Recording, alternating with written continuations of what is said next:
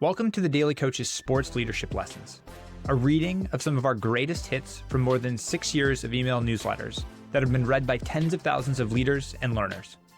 If you want our latest newsletter delivered to your inbox every day, you can subscribe for free at thedaily.coach/subscribe or follow the link in the description. I titled today, A Pink Slip Tomorrow. He walked around the field with a beaming smile as the purple and gold confetti rained down. An overjoyed coach who'd endured countless hardships to reach the pinnacle of his profession.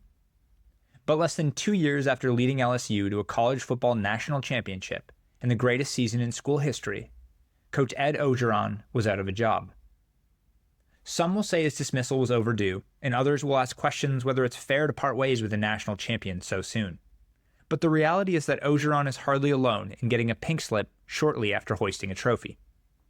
He'll join Kevin Ollie with UConn men's basketball, Gary Kubiak from the Denver Broncos, Doug Peterson with the Philadelphia Eagles, Joe Madden with the Chicago Cubs, and Tyronn Lue with the Cleveland Cavaliers, among several others as coaches to win a championship and be let go within 5 years. While it's hard to pinpoint one commonality for each, it seems abundantly clear that the patience of athletic directors and front office personnel is shorter than it's ever been. A championship today can mean very little years or even months later. For Orgeron, the root of his downfall seems to be at least in part complacency. According to a blistering piece in The Athletic, football became secondary to him after winning the championship.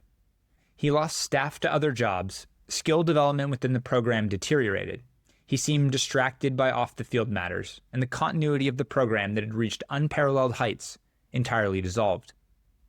Regardless of our profession, it's remarkably challenging to sustain success. The inclination after a major accomplishment is often to celebrate for too long, to exhale, to get bored, to refuse to adapt to what's ahead. For every Bill Belichick, there are dozens of past head coaches who are now assistants. For every Nick Saban, there are hundreds whose greatest victory is long in the rearview mirror. After all, once we reach the mountaintop, where else is there to go?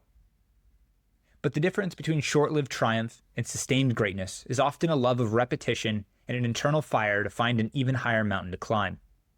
Being transcendent requires maintaining humility no matter the level of past achievement.